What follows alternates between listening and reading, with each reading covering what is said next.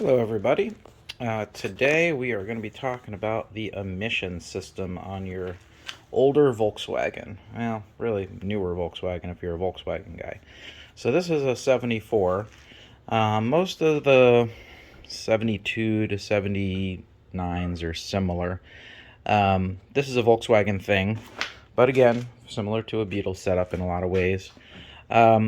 So what generally happens is you'll find that your car's starting to smell like fuel, not good, and you'll be wondering what some of this extra stuff is and what it does and what's going on. So my thing used to smell pretty bad like fuel. Now I got it down to a dull roar, but I do still have an issue. So let me go through the system real quick, and then I'll talk about my challenges here. So the little tank you see over here is actually not a charcoal canister. This is an expansion tank. So there's a hose going to it from here. There's a hose going to it from here. It goes all the way around the back into the expansion tank, and then there's this little clear line, which is most of my grief. You'll notice there's actually fuel in there. So how this works is when you have extra pressure buildup in your tank, or you're making a sharp turn or something, fuel will actually go into these lines, or at least fuel vapor, you hope. You hope it's not fuel, but it could be a little bit of fuel. Hopefully the fuel is at a minimum. But anyway, by the time it gets to the tank, you hope it's just vapor or just a very small amount of fuel. You'll notice the way the tank's set up, in my opinion right now, is upside down. And I think that's part of my problem.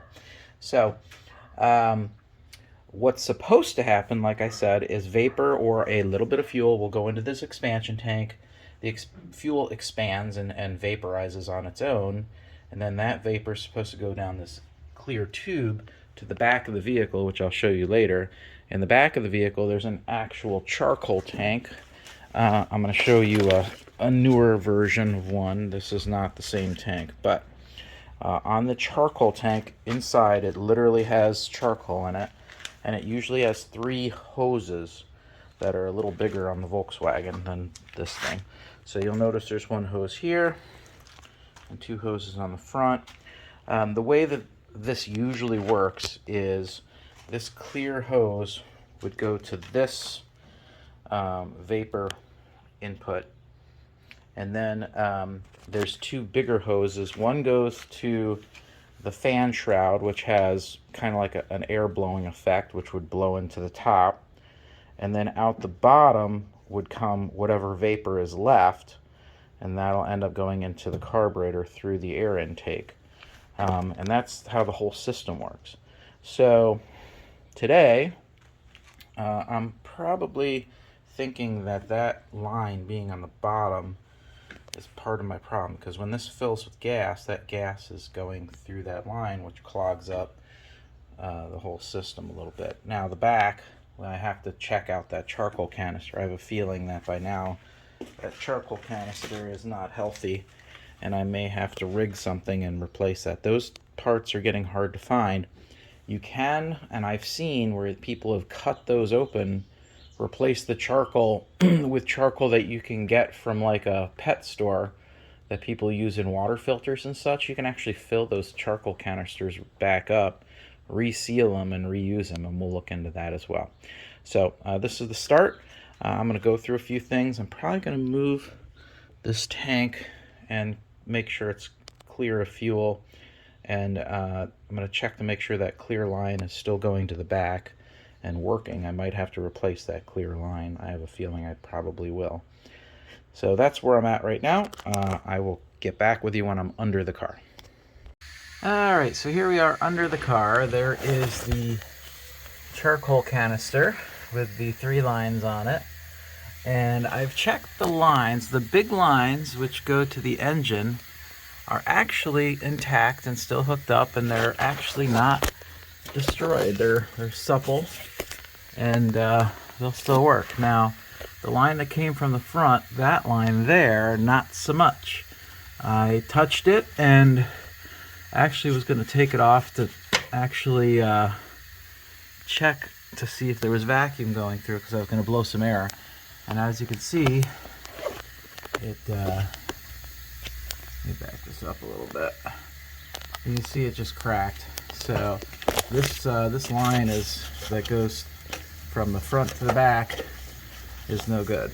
So the fix in this particular case is going to be to hook that nipple to the front of the car, which I'm going to have to run a line from one end to the other, which is going to be all sorts of fun, but it's what has to happen. So I'm going to do that, and then that should take care of the whole issue. So, a new interesting thing. So that's the end of the line. I was following it just to see how it's routed. And it's routed through a metal line that goes in these little clips that are all along the bottom of the car and go to the front and then go back to that plastic line. So, looks like I'm replacing a small metal line, which is very interesting. It's not what I expected. Alright, so we got the whole thing redone. So here's the big changes I made. I turned this the correct way because I'm pretty confident that was upside down.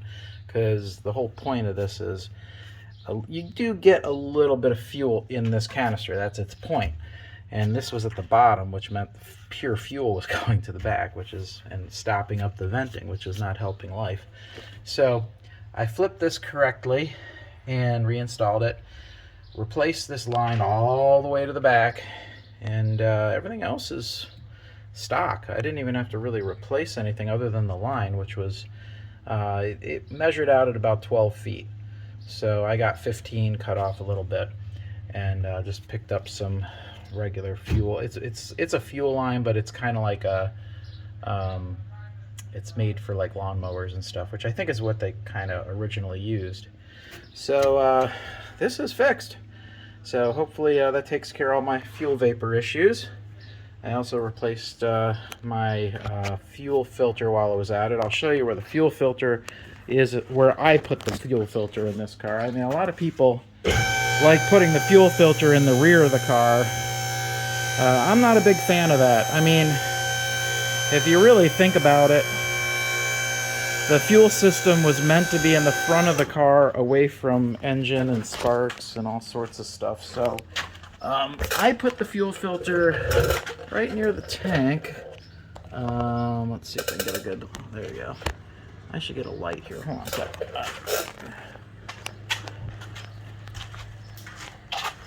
Alright, so I personally put the fuel filter right near the tank, right before it goes into the main spline there, and that's where I put it. So I replaced that while I was at it.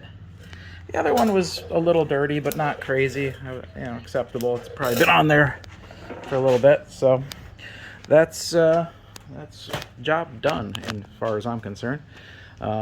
Everybody have a great day. Please share and subscribe. If you have any questions, let me know. Thanks. Bye.